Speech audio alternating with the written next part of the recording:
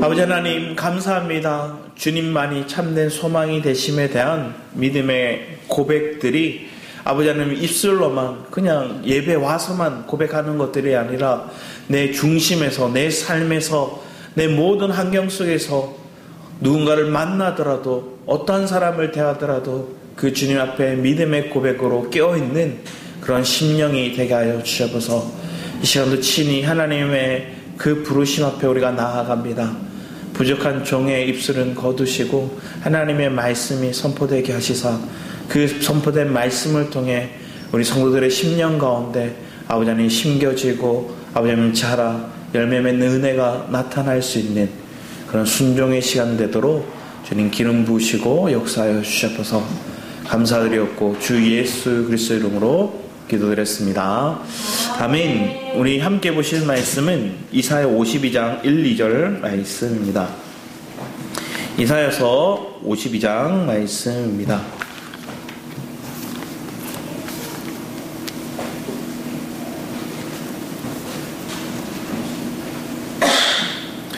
이사야 52장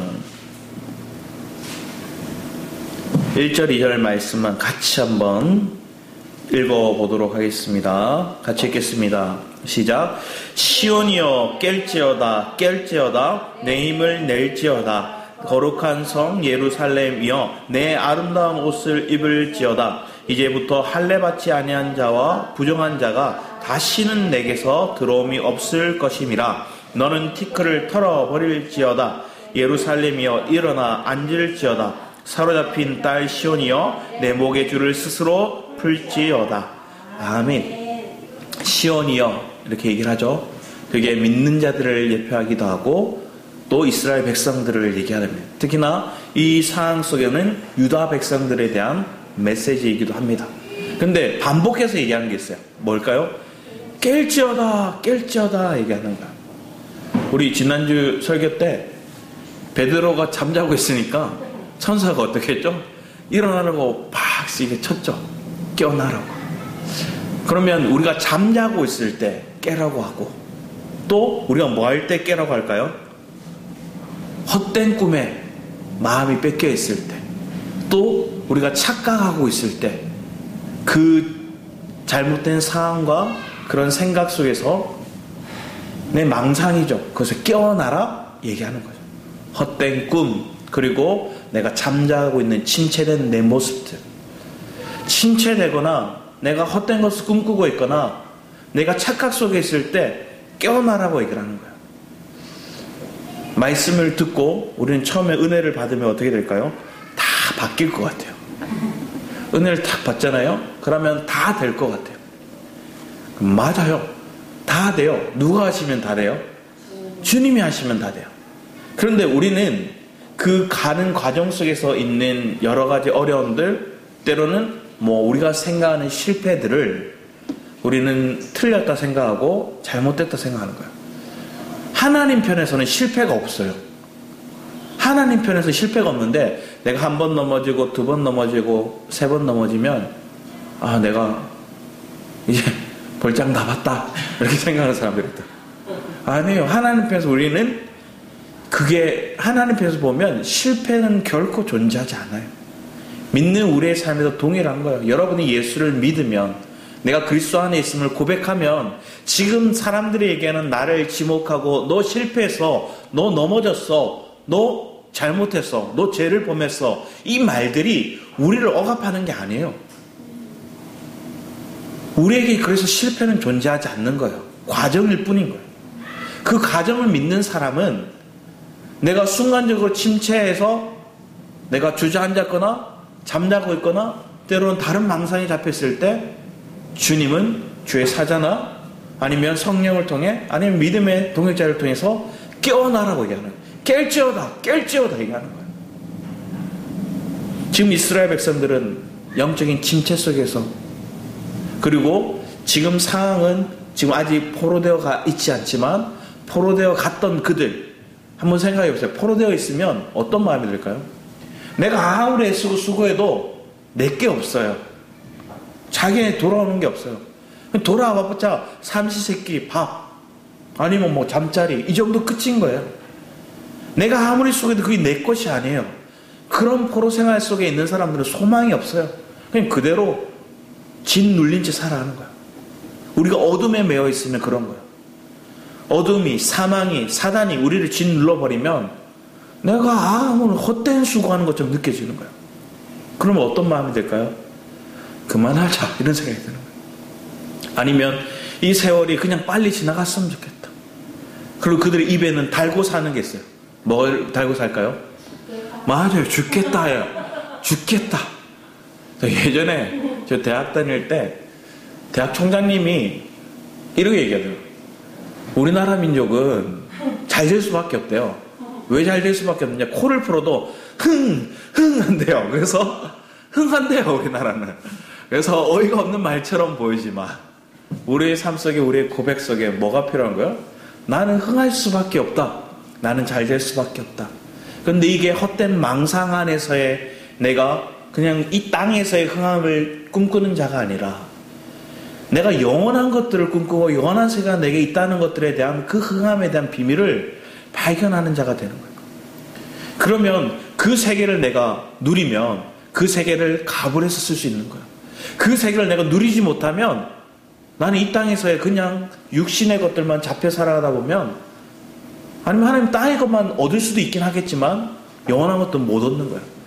그런데 땅의 것도 없고 영원한 것도 얻을 수 있는 방법은 먼저 하늘의 것들을 내가 얻고 그것을 값을 했을 수 있는 천국을 내가 누릴 수 있는 그 은혜가 우리 안에 있기를 축복합니다. 그 세계를 깰지어다 내 안에 잡혀있는 생각, 내 안에 잡혀있는 사단의 어둠들, 내 안에 실패하고 부정적인 생각들 거기서 벗어나라 하나님 얘기하는 거예요. 그러면 여러분 마음이 그 깨어나는 과정을 통해서 뭘 하게 될까요? 감사하게 되죠. 상황은 안 바뀌었어요. 여전히 문제는 있는 것처럼 느껴지고 여전히 해결해야 될 그런 어려움들, 문제들은 앞에 줄을 서고 있는 것처럼 느껴져요. 그런데 그 상황이 놓여지더라도 하나님 앞에 기도할 때 하나님이 이어가시는 거예요. 예전에 한 그 박사님인데 청년, 어떻게 보면 다음 세대 준비하는 그 사역을 하셨던 박사님이 처음에 미국에 사시는 이름이 정확히 생각이 안 나는데 기도를 했대요. 하나님, 제게 지금 $100가 필요합니다. 기도했대요. 그랬더니 500달러 정도의 돈이 필요합니다를 먼저 얘기했대요. 그랬더니 누군가가 자기가 전도했던 사람이 호주로 돌아가서 헌금을 보낸 거예요. 그래서 그 돈이 $500 들어왔대요. 신기했대요. 그래서 다음은 주님 11,000달러가 필요합니다. 이렇게 기도했대요. 11,000달러 기도하잖아요. 그런데 그게 당장 안 이루어지는데 어떤 사람이 사업가가 와서 얘기하는 거예요. 내가 이 사역을 돕고 싶은데 뭘 도와드렸으면 좋겠습니까? 물어봤더니 이분이 직접적으로 기도하고 있었으니까 바로 얘기하는 거예요. 지금 11,000달러가 필요한 11,000달러 달라고 얘기했대요. 그랬더니 이 사업가가 마침 뭐 그런 돈이 여유분이 있었던 거예요. 그런데 이분이 초신자다 보니까 믿음이 약간 왔다 갔다 하니까 차용증 같은 거 썼대요. 이걸 무이자로 빌려드리겠습니다. 그런데 혹여 하나님께서 이것들을 더 하나님 채워주시면 안 갚으셔도 됩니다. 이렇게 얘기했대요. 결론은 그냥 안 갚아도 될 정도로 이제 열어줬어요. 이분이 이제는 더 마음이 담대해지니까 어떻게 할까요? 100만 달러를 달라고 얘기를 하는 거예요. 100만 달러를 달라고 해요. 이분은 한 번 이렇게 기도하면서 그 응답을 이뤄가니까 그거에 대한 돈에 대한 부를 축적하는 것보다 하나님이 일하심에 대한 믿음의 담대함이 생기니까 나중에 더 큰 사업을 하신 기업의 회장을 만났대요. 그 사람에게 얘기를 하는 거야. 지금 100만 달러가 넘는 돈이 이 사역이 필요합니다. 이랬더니 그분이 또 써주시는 거예요. 우리의 삶에는 내가 제한적인 모습이 있는 거죠. 내 한계적인 모습들. 어린아이들이 필요할 때는 우리의 부모가 생각하면 이런 거예요. 어린아이가 하윤이가 저한테 와서 아빠 1,000원만 하면 전 줄 수 있을 것 같아요. 10,000원만 해도 어느 정도 줄 수 있을 것 같아요. 얘가 재미를 들려서 아빠 100만 원만 주세요 얘기를 하면 저는 못 줄 것 같아요. 그런데 하나님은 어떠세요? 여러분이 주시고 하고 싶어하는 분이에요. 어떤 의미인가 아시겠어요? 하나님은 안 주고 싶은 분이 아니라 주고 싶은데 뭐 하기 원하는 거예요? 내가 영적으로 자랐고 믿음 안에서 그분을 신뢰하기 원하는 거예요. 내 아버지는 이걸 주기 마땅하신, 그리고 이걸 내가 헛되이 쓰는 게 아니라 아버지 뜻을 따라 이걸 통로되기 위해서 쓴다는 걸, 그걸 당당히 아버지 앞에 구하는 거예요. 아버지의 마음을 아니 아버지 앞에 당당히 구하는 거예요. 그럼 아버지는 줄 수밖에 없는 거예요. 하나님이 이것을 더 기뻐하시는 거예요. 근데 사람들은 하나님이 그 정도는 못 주실 거야 생각하거나 내 육신의 부모를 생각하는 거예요. 근데 영적으로 깨어서 우리가 하나님을 경험하고 하나님을 체험할수록 그분에게는 마지노선이 없어요. 하나님에는 그냥 한계가 없는 거예요. 실패에 대해서도, 물질에 대해서도, 건강에 대해서도, 내 환경적인 명예를 얻게 하시면서도 하나님은 제한은 없어요. 근데 그 제한의 브레이크를 내가 걸고 있는 거예요. 왜 그럴까요? 우리의 삶이 이 라이프라고 얘기하잖아요. 라이프인데 앞에 뒤에 L과 F를 빼버리면 뭐가 남는데요? if만 남는데, if만.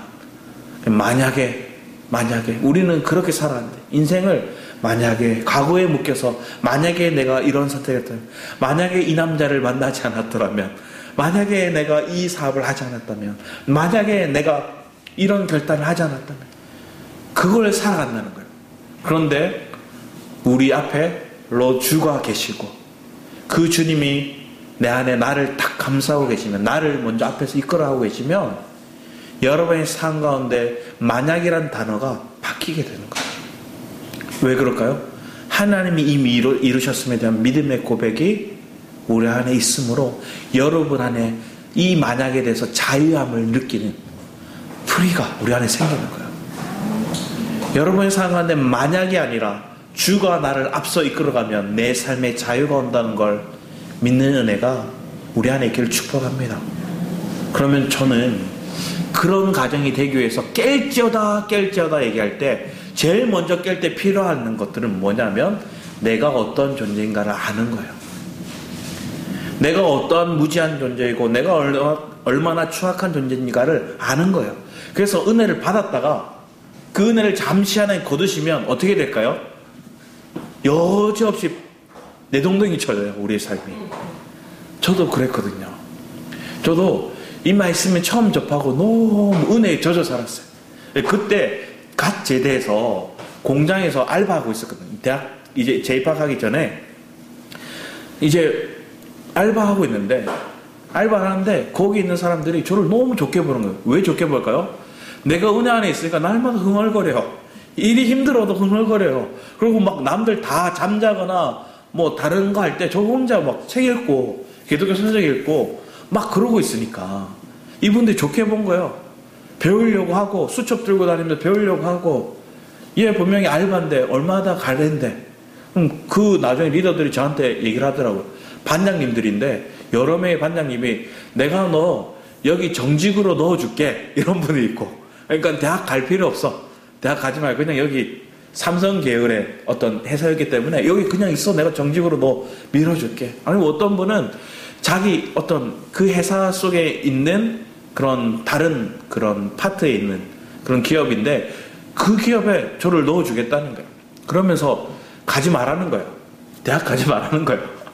막 스카우트를 해주시더라. 그래서 저는 신학의 꿈을 이제 가지게 되어서 여기 일은 그만하고 이제 갈 겁니다. 그러니까 엄청 아쉬워하더라고. 생각해보면 그렇게 했으면 돈은 잘 벌었을 것 같아요. 왜냐하면 삼성 계열이라서 월급 굉장히 많이 받으시더라고요. 그런데 물질에 땅에 속한 거, 내 안락, 내 편안함, 뭐 이걸 추구하는 인생이 아니라 하나님 나를 부르신 목적을 내가 깨닫게 되고 은혜 안에 잡혔으니까 기뻤어요. 자, 그러다가 하나님 점검하시더라고요. 뭘 점검하시냐면 예전에 교회 안에서 만났던 친구들인데, 예수 믿는 친구들인데 세상적으로 같이 놀던 친구들이었어요. 교회에 모였지만 예수 잘 믿는 무리가 아니라 교회는 그냥 부모님 때문에 왔다 갔다 하는 그 무리들이 있었어요. 그 무리들과 친했기 때문에 관계를 끊을 수가 없었어요. 그들 속에 저를 이렇게 집어넣으시더라고요. 넣었는데 제가 어떻게 될까요? 그들한테 영향력을 끼치는 게 아니라 끌려가는 거예요. 그들이 술 먹으러 가면 따라가고, 근데 노래방 가면 따라가고, 세상 얘기하면 거기에 휩쓸리고 이런 거야. 그러면서 저를 보는 거야. 아, 내가 하나님 은혜 안에 있고 말씀에 삼하면서 이 정도는 내가 이겨낼 수 있었는데 내가 못 이기구나 본 거예요. 우리는 그래요. 하나님은 때를 따라서 타이밍에 맞게끔 여러분의 영적인 자람이 있는지를 점검하신 거예요. 근데 그 자람이 있는가를 점검하실 때 여러분 마음 가운데 내가 믿음을 붙들고 있으면 그것들에 대해서 현혹되지 않는 거예요. 그게 나 안에 침투가 안 되는 거예요. 그런데 내 안에 믿음 안에 조금만 벗어나 있으면 그래야 하고 걔네들 손잡고 가는 거예요. 그래서 가다 보면 가면서 생각하는 거, 이거 아닌데 하면 쫄래쫄래 따라가요. 그러다가 뭘 하게 돼요? 결국 거기에서 사건이 일어나거나 아니면 여러 가지 실패를 경험하거나 아니면 사람의 관계 속에서 틀어짐이 일어날 때 내가 잘못했구나 느끼는 거예요.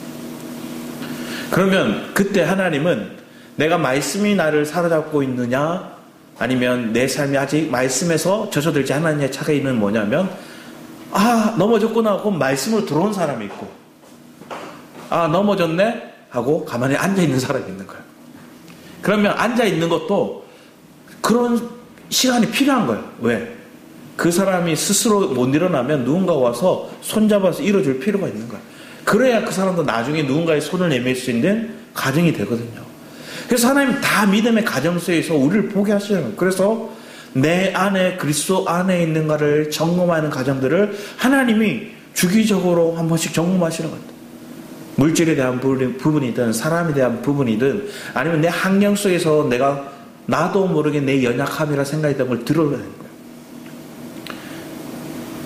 다윗도 약함이 있잖아요.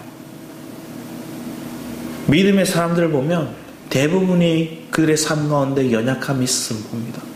그들의 실패가 있었음을 봅니다. 그런데 우리는 아브라함이 실패한 인생이야, 다윗이 실패한 인생이야 그렇게 얘기 안 하잖아요. 결국은 그들은 이기는 자가 되었고 결국은 그들은 믿음의 선조가 되었고 결국은 그들의 삶 가운데 우리가 본받을 바가 있고 그들이 하나님이 그들을 이끌고 있음을 봤다는 거예요. 그러면 다윗, 아브라함, 모세 그들만 하나님이 함께 하셨다는 게 아니라 오늘 저와 여러분과도 함께 하심을 믿으시기 바랍니다. 그러면 우리에게 실패가 없어요. 과정일 뿐인 거예요. 내가 그것에 실패다, 큰일 났다 이 마음에 잠겨 있으면 우리에게 또 얘기하는 거예요. 깨어나라, 깰지어다 이런 거예요. 그럼 깨어나면 돼요. 근데 깰 때 우리는 하나님 내가 무지합니다. 또 넘어졌네요. 그대로 고백하는 거예요. 여러분의 실력이 뭐냐? 하나님 앞에 엎드리는 게 실력인 거예요. 하나님 앞에 무릎 꿇을 수 있는 게 여러분 실력인 거예요. 사람들은 이렇게 안 해요. 지식 많은 사람들 안 해요. 대학의 신학의 어떤 교수님들도 자기 이론을 덮으려고 할 뿐이지 하나님 앞에 무릎 꿇으려고 하는 사람들 굉장히 많아요. 그래서 자기 이론과 자기 신학적인 바탕과 틀린 말을 하면 바로 뭐 할까요? 항의를 해요. 우리나라 대표적인 목사님들 얘기 들어보면 주일날 설교하고 나면 어떻게 할까요? 이메일로 여러 가지 메시지들이 온다. 신학적으로 틀린 거 이걸 막 제시하는 거예요. 여러분은 어떤가요? 우리가 틀렸다고 얘기하는 사람들이 아직은 많이 없을 수 있어요. 그런데 그걸 틀렸다 지적하는 사람이 생길 때 우리는 뭐 하게 될까요? 화가 날 수 있어요. 왜 저렇게 말할까? 왜 나를 지적하지?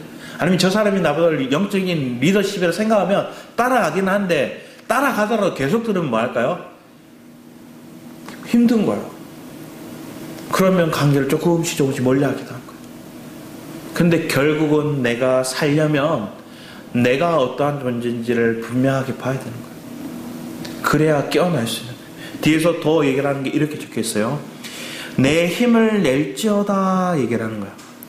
이 말은 사실은 힘이 있는데 내가 뭐 하고 있는 거예요? 패배의식 가운데서 힘을 못 내고 있는 거예요.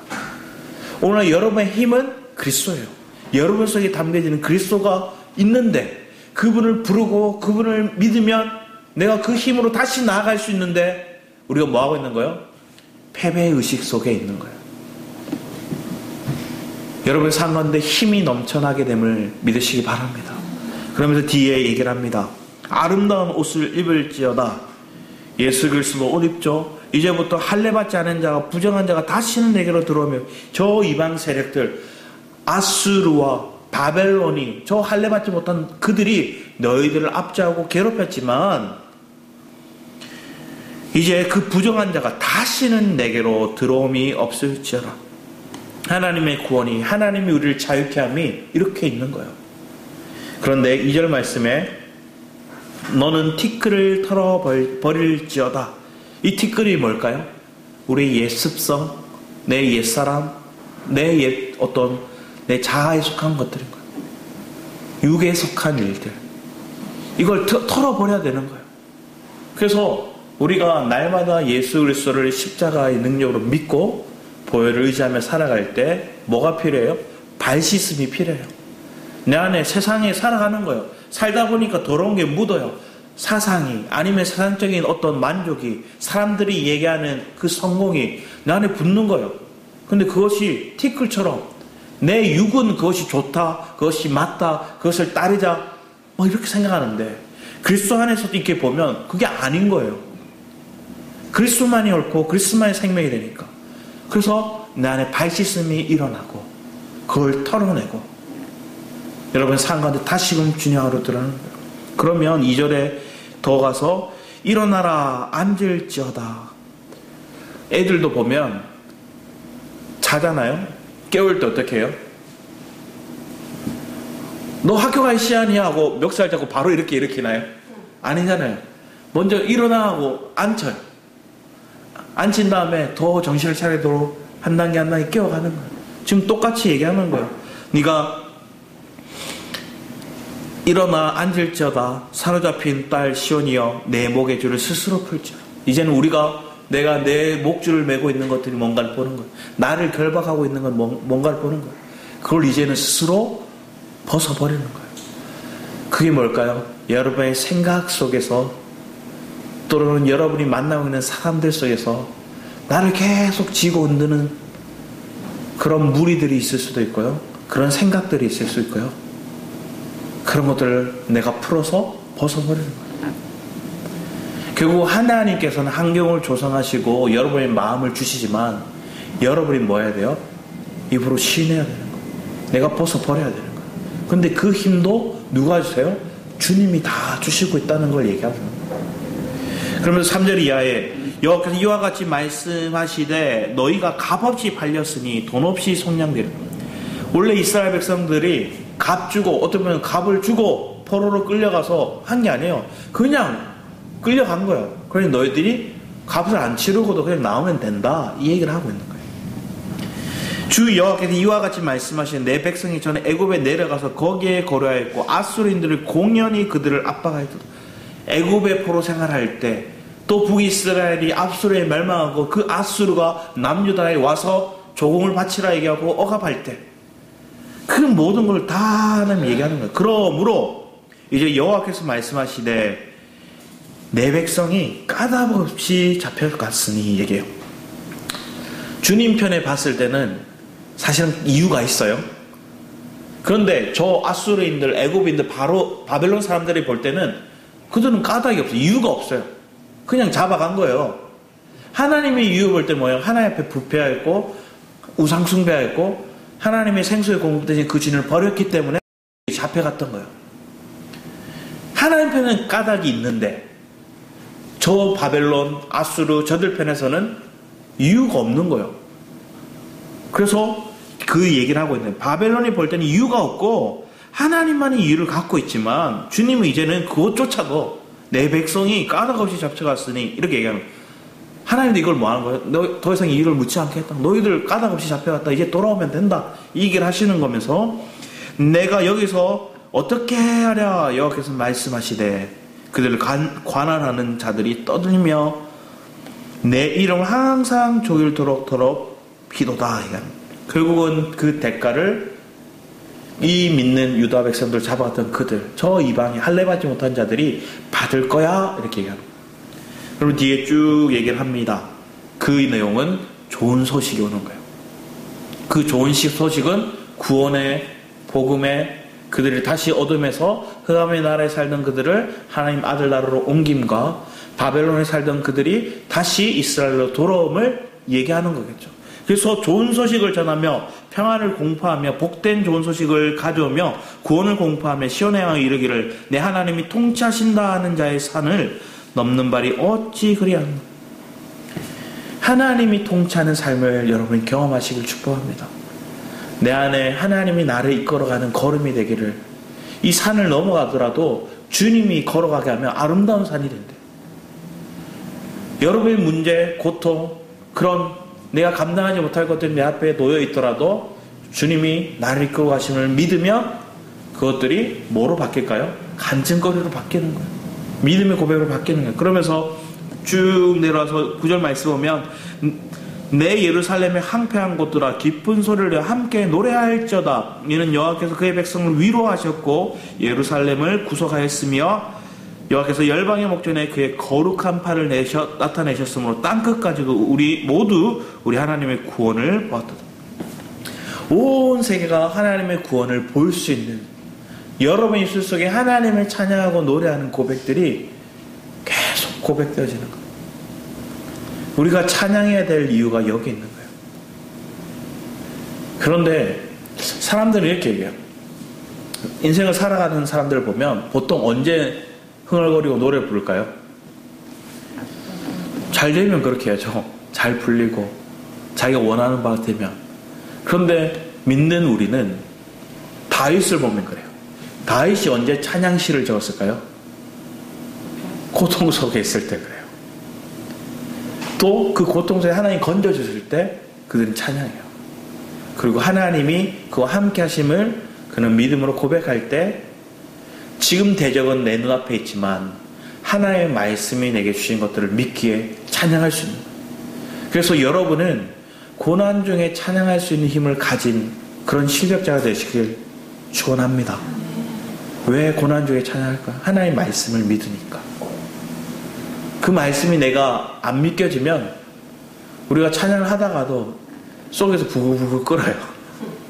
그러면서 은혜에서 넘어진 사람들 보면 찬양을 하는 걸 보면 알아요. 성도들을 보면 마산에 있을 때도 보면 입을 닫고 이렇게 딴 데 쳐다보고 계신 분이 있어요. 왜 그래요? 제가 찬양인다 하고 있으면 다 보거든요. 앞에 보고 있으면 찬양 안 따라 불러요. 그러다가 나중에 이렇게 얘기하는 분이 있어요. 찬송가가 은혜가 돼. 찬송가 불러주세요. 이렇게 하시는 분들. 왜? 자기 입맛에 맞는 거 불러달라고. 또 어떤 사람들은 너무 새로운 거 하지 마세요. 막 얘기하시는 분도 있고. 어떤 분은 그런 말도 아무 반응 없고 찬양도 안 해요.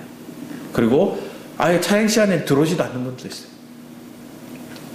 우리는 그런 사람들을 보고 그런 환경 속에서 볼 때 우리는 기도해 줘야 돼요.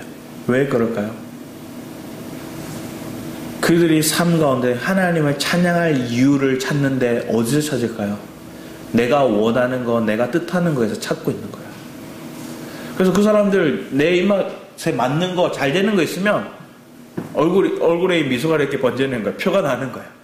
그러면서 흥얼거리고 그러면서 막 그렇게 찬양을 따라 보려고 하는 거예요. 자, 그런데 내가 고난 속에서 그 사람이 찬양하는 걸 보면 그 마음에서 하나님을 의지하고자 하는, 하나님을 찾고자 하는 마음이 크다는 거죠. 우리는 그러한 실력이 갖기를 축복합니다. 11절 말씀에 이렇게 적혀있습니다. 같이 한번 읽어볼까요? 11절.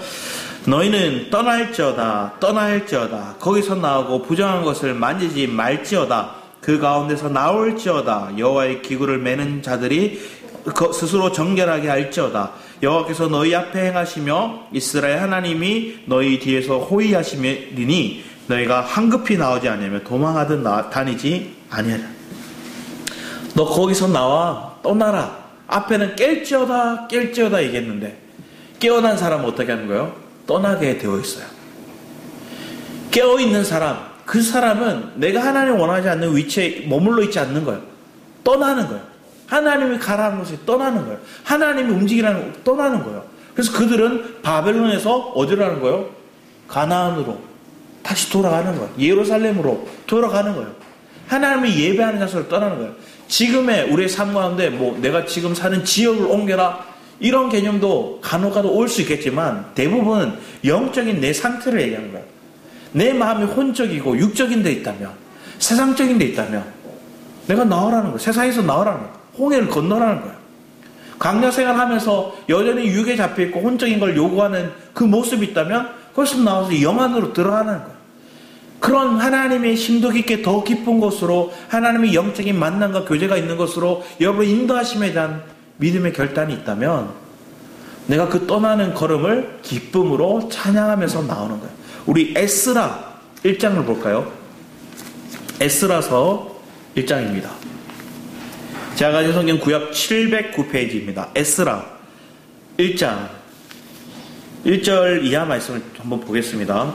지금 오늘 얘기했던 이 부분이 실제적으로 이루어지는 가정들을 얘기를 하는데, 우리 떠나면서 그들에게 황급히 떠나지 않는다 얘기예요. 그리고 많은 걸 가지고 나온다는 거예요. 1절부터 같이 한번 읽어보겠습니다. 시작. 바사왕 고레스 원년에 여호와께서 예레미야의 입을 통하여 하신 말씀을 이루게 하시려고 바사왕 고레스의 마음을 감동시키심에 그가 온 나라에 공포도 하고 저소도 내려 이르되, 바사왕 고레스는 말하노니 하늘의 하나님 여호와께서 세상 모든 나라를 내게 주셨고 나에게 명령하사 유다 예루살렘의 성전을 건축하라 하셨나니 이스라엘 하나님은 참 신이시라. 너희 중에 그의 백성 된 자는 유다 예루살렘으로 올라가서 이스라엘 하나님 여호와의 성전을 건축하라. 그는 예루살렘에 계신 하나님이시라. 그 남아있는 백성이 그곳에 머물러 살든지 그곳 사람들이 마땅히 은과 금과 그 밖의 물건과 짐승으로 도와주고 그 외에도 예루살렘에 세울 하나님의 성전을 위하여 예물을 기쁘게 드릴지니라 하였더라. 그들이 실제적으로 돌아오는데 한급하게 막 쫓기듯이 도망 나오지 않는 거예요. 야곱처럼 야방도적 안 했다는 거예요. 그들은 당당하게 하나님의 놀라운 역사가 이루어진 걸 믿고 하나님이 준비된 사람 그 고레스가 통치자가 되어서 그를 통해서 칙령이 내려지고 그들의 돌아올 때 그들은 그냥 가나안에 돌아온 게 아니라 그 주변의 민족들, 그 지배계층들에게 마땅히 구하고 나오는 거예요. 애굽에 나올 때도 그랬어요. 이스라엘 백성들이 출애굽할 때도 그냥 나오지 않았어요. 그들은 많은 보화, 금, 은 이런 걸 가지고 나왔어요. 그리고 와서 뭘 하는데졌어요?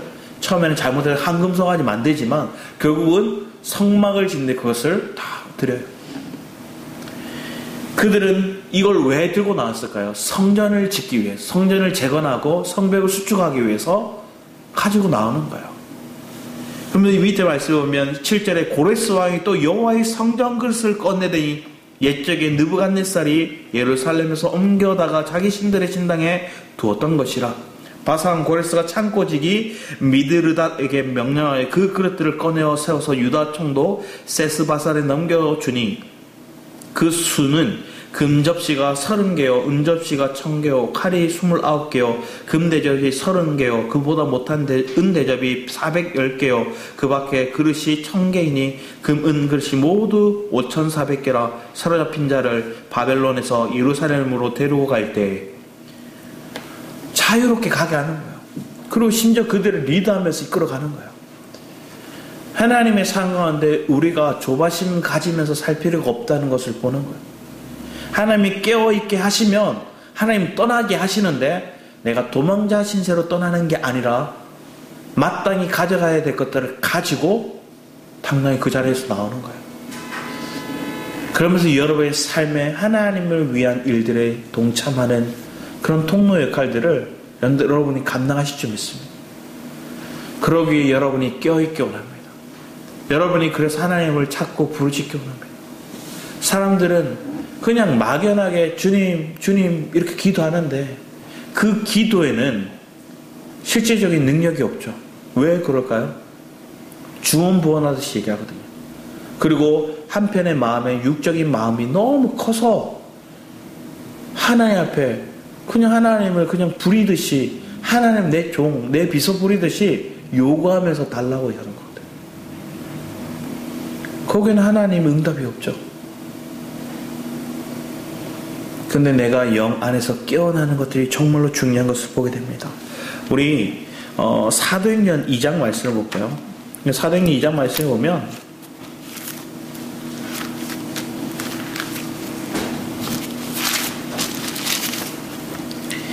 이장 21절 말씀을 먼저 보겠습니다. 우리가 다 외우시겠지만 같이 한번 읽어보겠습니다. 2장 21절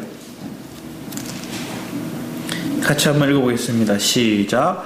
누구든지 주의 이름을 부른 자는 구원을 받으리라. 누구든지 주의 이름을 부르는 자. 그런데 주의 이름을 망령내에 부르는 자가 아니에요. 그 이름의 능력을 믿는 자가의 부름이 하나님의 구원의 역사가 이루어지는 거예요. 그런데 성경에 보면 이런 일들이 있습니다. 우리 사도행전 19장 말씀을 볼까요? 19장 말씀 보면, 사도행전 19장 말씀 보면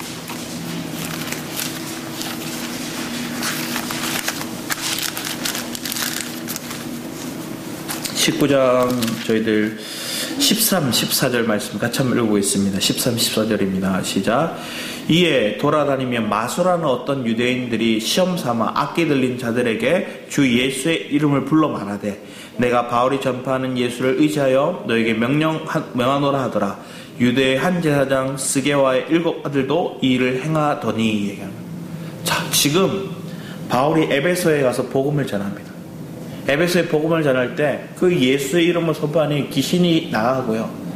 그리고 그 땅에 그들이 뭘 하고 있냐면 점치는 것들을 가지고 있었어요. 그러니까 그들이 뭐 우리로 따지면 사주팔자 보는 거 있잖아요. 그런 토종 비결, 막 이런 책들, 이런 것들이 그들 가운데 만연하게 있었어요.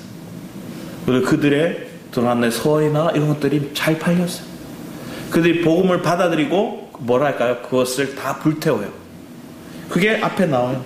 앞에 나오면 그들이 9절 말씀 어떤 사람들이 마음이 굳어 순종하지 않고 무리 앞에 이도를 비방하거늘 바울이 그들을 떠나 제자들을 따로 세우고 두란노 서원에서 날마다 강론하니라. 그 강론하니까 그들이 결국은 이 자복하고 결국 그 말씀을 따라서 그들 하나님을 따라가거든요. 그런데 이들 중에서 바울이 막 흥황하고 바울이 어둠을 물려버리니까 점치고 아니면 그들 가운데 그 가짜들이 만행했던 것들이 다 들통나는 거예요. 다 들통나니까 떠나면서 그들이 뭘 흉내낼까요? 이제는 바울을 흉내내는 거예요. 그게 오늘 방금 읽었던 말씀처럼 바울처럼 예수의 이름으로 막 얘기하는 거예요.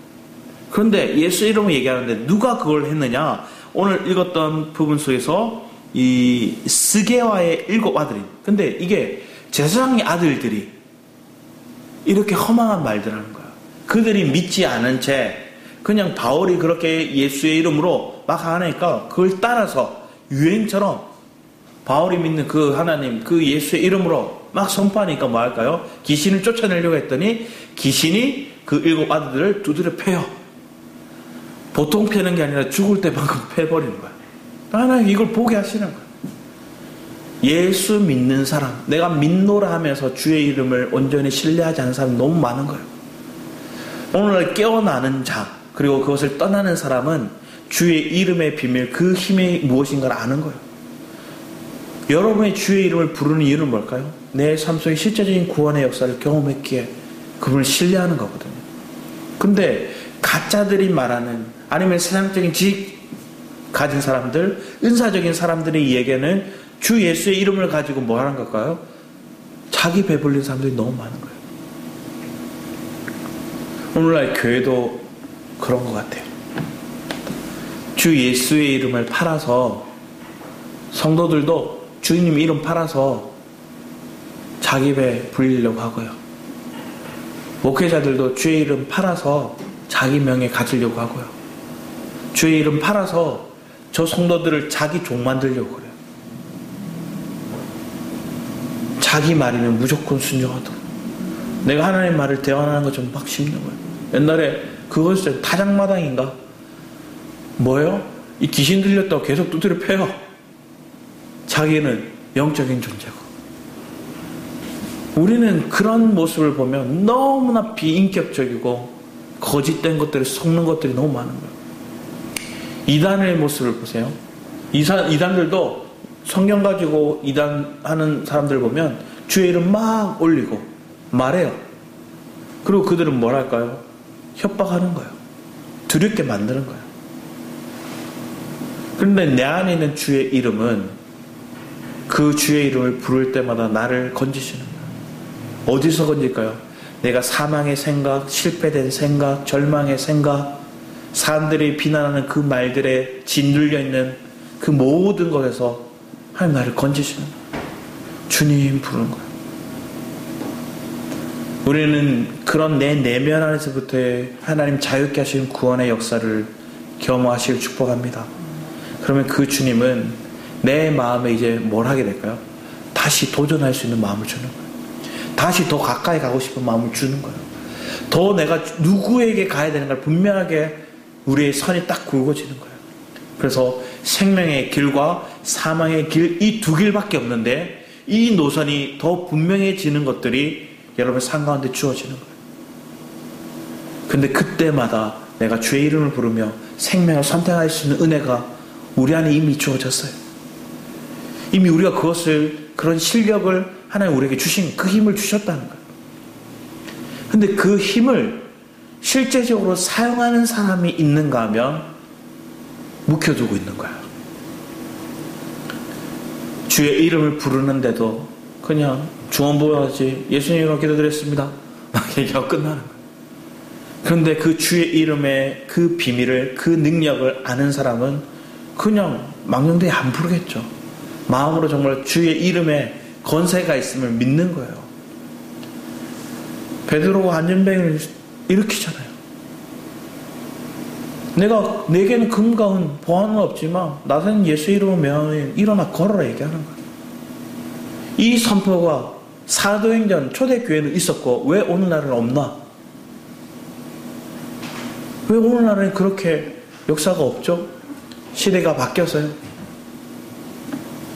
아니, 그것을 선포하는 자의, 그것을 믿고 있는 자의 그 신앙을 보시는 거예요. 저는 신기한 걸 봤는데 선교를 갔어요. 선교를 갔는데 진짜 다리가 이렇게 부어있는 친구가 있었어요. 병원을 가도 못 고친대요. 그래서 그 사람이 기도해 달라는 거야. 기도하는 분이 막 떨어요. 이거 기도해줬다가 안 나으면 어떡하지? 이런 생각으로. 근데 기도를 해요. 옆에 보고 있는데 실제로 다리에 붓기가 빠져버려요. 전하는 사람은 못 믿고 있었는데 그것을 받아들이는 사람은 너무 간절해서 믿어버린 거예요. 우리의 삶 가운데 간절히 예수의 이름을 믿으면 놀라운 역사가 일어나더라는 거예요. 그러면 그 실력은 그 기도해 주는 사람의 실력이 있는 사람인 게 아닌 거고, 그것을 받아들이고자 하는 사람의 마음이 하나님을 향해 진실했던 거죠. 우리의 실력은 여기에 있는 거예요. 통로되는 사람이 있을 뿐이지, 내가 내 안에서 있는 그 주님을 간구하는 그 마음의 고백들이 여러분의 힘이 되고 여러분 다시 이 상황을 벗어날 수 있는 지혜를, 그 능력을 얻게 하시는 거예요. 돌파구는 주님밖에 없어요. 해결할 수 있는 길은 주님밖에 없어요. 그런데 알면서도 우리는 뭘 할까요? 고민을 해요. 저 역시도 그렇더라고요. 어떻게 해야지? 어떻게 해야지? 오늘도 낮에 조금 어려운 문제에 대한 그런 기도의 어떤 중보를 부탁한다고 전화를 받았어요. 마음 참 무겁더라고요. 잘 믿음 안에서 세워지길 바랬는데 어느 순간에 툭 넘어지는 과정이 계신 거예요. 그런데 이미 마음에 주셨던 것들이 있었거든요. 내가 아무리 지금 은혜에 취해 있더라도 내 내면이 실제적으로 짜여있지 않고 내 마음이 하나님을 더 알고자 하는 간절함이, 힘이 없으면 언제부터라도 그 순간 이 은혜가 벗어나면 넘어진다는 거. 근데 그 과정을 통과할 때 옆에서 누가 함께 하는가 중요해요. 먼저 믿음에 있는 사람, 내 가족들이 있으면 그들이 중보해 주겠죠. 그런데 이 믿음에 있는 사람이 그도 은혜 안 있으면 뭐 할까요? 그를 비난해 버리는 거야. 왜 그러냐고. 근데 모두가 은혜 안에 있으면 뭐 할까요? 그럴 수 있다고. 나도 넘어졌다고. 나도 그 과정을 통과하면서 왔다고. 또 넘어질 거라고. 또 실수할 거라고. 그치만 내 마음에 힘이 있는데 그 힘은 내 안에 계신 그 그리스도를, 주의 이름을 부르는, 간절히 찾는 그래서 구원의 능력을 여러분의 삶 가운데 경험하는 그 은혜가 있을 줄 믿습니다. 저는 그것을 믿기에 저를 신뢰하지 않고요, 하나님을 신뢰하는 거예요. 저를 보면 뭘 하겠나 생각이 들겠지만 내 안에 계신 주님을 보면 지금까지 이끌어오신 그 주님이 신실하시는 걸 믿기에 그분이 앞으로도 세워나가실 것들을 바라보는 거예요. 그래서 여러분의 삶에도 그런 고백이 있기를 축복합니다. 그럼 여러분 깨어나요. 이대로 멈춰 있어서는 안 되는 거예요. 지금 시대를 보면 전쟁이 너무나 만연하게 일어나요. 북한도 지금 그 풍선 날리잖아요. 이제는 이 풍선을 날리는 것들이 얘네들이 연구한 거라고 그런 보도가 나와요. 왜 그러냐면 그냥 바람 그 데이터를 그들이 축적해서 폴란드 대통령을 만나는 그 국빈 만찬의 자리에 그 풍선이 팡 터지게 만들어요. 그들이 어떤 데이터 GPS를 통해서 그 위치에 가면 이게 터지게끔 만들어 놓은 거예요. 그렇게 정밀화되게 만드는 데이터를 얻어서 북한이 풍선을 계속 날리는 거예요. 바람의 영향, 지역의 영향, 이걸 데이터를 쌓아가면서 자기들이 목적한 그 GPS 위치에 가게끔 만드는 거예요. 실제적으로 이걸 통해서 나중에는 뭘 할지 모르는 거예요. 이런 위기가 우리 앞에 코앞에 와 있고, 실전을 경험하기 위해서 북한은 군대를 러시아로 보내고, 전 세계는 곳곳에서 문제가 있고 아픔이 있고, 미국은 지금 대통령 선거 때문에 완전 나라가 두 개로 쪼개진 것처럼 보여요. 반반이에요. 완전 박빙이에요. 그러면서 그 박빙이 되면 뭘 할까요? 서로 양쪽에서 네거티브 전쟁을 통해서 서로 불화의 감정을 막 키우는 거예요. 미국이 그러고 있는데, 자기들 나라도 지금 바빠서 그러는데 세계를 볼 안목이 없을 거예요. 대통령이 되고 나서 어떻게 될지 보겠지만 지금 당장은 그런 거예요. 그러니까 곳곳에서 나라들이 문제를 야금야금 일으키는 거예요. 호시탐탐 노리고 있는 거예요. 우리는 그럼 우리 스스로에 대한 우리 방어 체계가, 미국이 우리를 보호해준다, 우리 무기가 우리를 보호해준다, 우리는 군대가 있다, 이게 문제가 아니라 하나님이 우리의 삶 가운데 나를 붙들고 계시는가? 지금 영적인 전쟁 가운데 어둠은 우리 가운데 왔는데 한번 생각해 보세요. 차별금지법, 이게 온 이유가 뭘까요? 믿는 사람들의 실력이 본이 못 되니까 그게 그냥 어둠이 틈타버린 거예요. 예전에 레이디 가가나 아니면 저 이상한 문화를 가지고 노래하는 가수들이 막 들어요. 그때 뭐예요? 막 우리 기독교인들이 반대운동, 키워축제 반대운동 막 해요. 왜 그럴까요? 우리가 빛이 못 됐던 거예요. 우리의 실력이 없었던 거예요. 그럼 침투해버리는 거예요. 우리 가정에도, 여러분의 삶에도 내 마음에 어둠이 왜 침투해버려요? 내가 이걸 지켜낼 만한 믿음의 기도가 없었던 거죠. 하나님을 부르는 그런 믿음의 간절함이, 그 하나님을 붙잡는 강력한 힘이 오래 부족하니까 나를 못 지키고 내 가족을 못 지키고 내 공동체를 못 지키는 거예요. 그걸 놓고 기도하게 되더라고요. 깨어있으면 영적인 능력이, 영적인 그 데이터 안에 여러분이 그 어둠을 물리치는 통로가 될 줄 믿습니다. 실제적인 이기는 능력은 주의 이름을 간절히 믿고 그 이름 앞에 엎드릴 수 있는 자가 진짜 실력자예요. 그걸 아는 사람은 실패가 없어요. 넘어졌는가 싶으면 또 일어나고, 넘어졌는가 싶으면 일어나고. 그래서 우리는 회복 탄력성이 믿음 안에 있는 거예요. 그런 은혜를 함께 누리며 나가는 저와 여러분이 되기를 축복합니다. 기도하겠습니다. 주님, 우리에게는 너무나 한계가 많습니다. 근데 주님은 겨자씨 하나일 만한 믿음을 가지면 이 산이 옮겨지리라 말씀하십니다. 내 안의 문제, 내 안의 어둠, 우리 가족, 그들 공동체 안에 있는 그들의 결박되어 있는 것들을 아버지 하나님, 그들에게 내가 먼저 깨어나, 내가 먼저 일어나 그들에게 내가 결박된 것들을 풀어내는 그 장면들을 그들에게 보여줄 수 있고 간증할 수 있게 원합니다.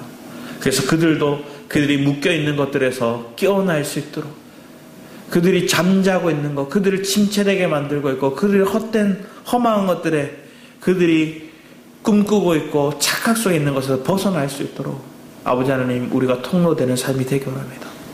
주님, 내 안에 그 주님의 이름을 부를 때 아버지 하나님 우리가 깨어나면 비파야 수구마 깨어날지라 고백했던 것처럼 우리가 깨어나면 그 주님의 이름을 찬양할 줄 믿습니다.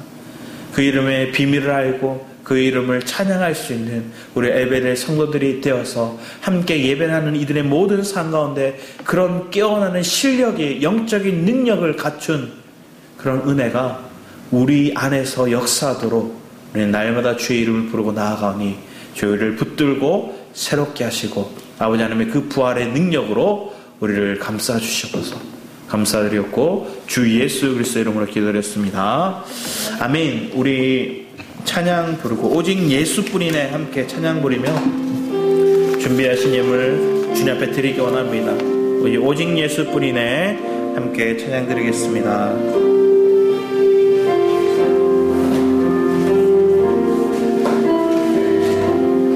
은혜 아니면 살아갈 수가 없네. 모든마저도 다 주의 것이니 세상 평안과 위로 내게 없어도 예수 오직 예수뿐이네. 다시 한번 찬양할까요? 은혜 아니면 살아갈 수가 없네.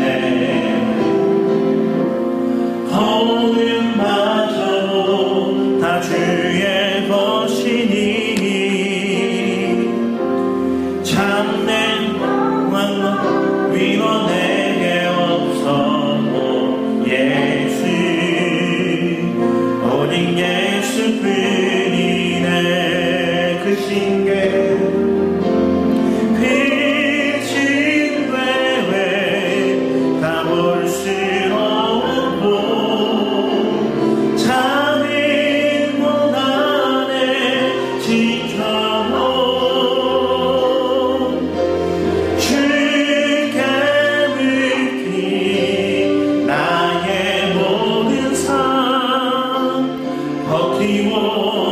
견디게 하시네.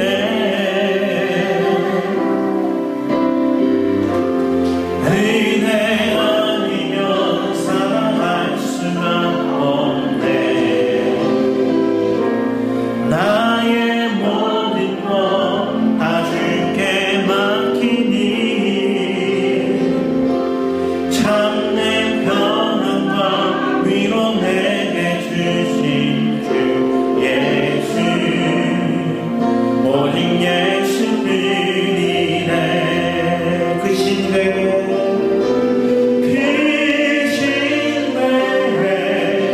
다 볼 수 없고 작은 고난에 지쳐도 주께 느낀 나의 모든 삶 버티고 견디게 하시네.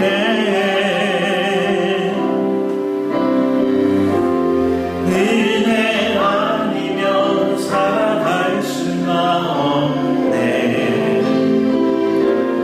나의 모든 것 께 맡기니 참된 평안과 위로 내게 주신 주 예수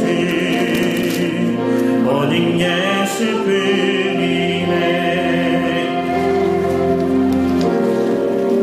정말 예수뿐이라고 고백하시는 그 찬양이 여러분 지주된 고백이시죠.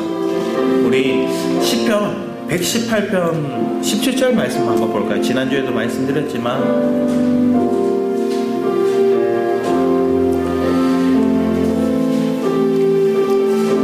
시편 118편 17절 말씀입니다. 같이 한번 읽을게요. 시편 118편 17절입니다. 같이 읽겠습니다. 시작. 내가 죽지 않고 살아서 여호와께서 하시는 일을 선포하리라. 내가 죽을 것 같은 상황, 내가 끝날 것 같은 그 상황이었어도 하나님 우리에게 얘기합니다. 네가 죽지 않고 살아서 이 주의 말씀을, 주의 살아계심을, 주의 너의 삶 가운데 역사하시는 그 간증을 선포하리라 얘기합니다. 제가 여기 올라와서 하나님 주시는 마음들 속에 이런 것들이 있어요. 버티는 게 능력이다 이렇게 얘기하셨어요. 그래서 때로는 아무도 예배하지 않는 그 자리가 있을 때도 있을 거예요. 때로는 혼자서 그래서 엎드려서 기도할 때도 있을 거예요. 그러면서 제 안에 들었던 연약감, 제 안에 들었던 나의 무지함, 막 이런 고백들이 참 많았어요. 근데 하나님 주셨던 말씀들이 이런 것들이 있어요. 안 죽어도 끝내 내가 살아서 이 말씀을 선포하게 될 거예요. 여러분 삶에도 그래요. 실패가 아니에요. 절망이 아니에요. 죽지 않아요. 살아서 이 말씀을, 이 간증을 전하는 저와 여러분이 되시죠. 그걸 믿으면 우리 또 일어나는 거예요. 그것을 놓고 우리 함께 주를 찬하시고 기도하며 나아가라 있습니다. 주여 아버지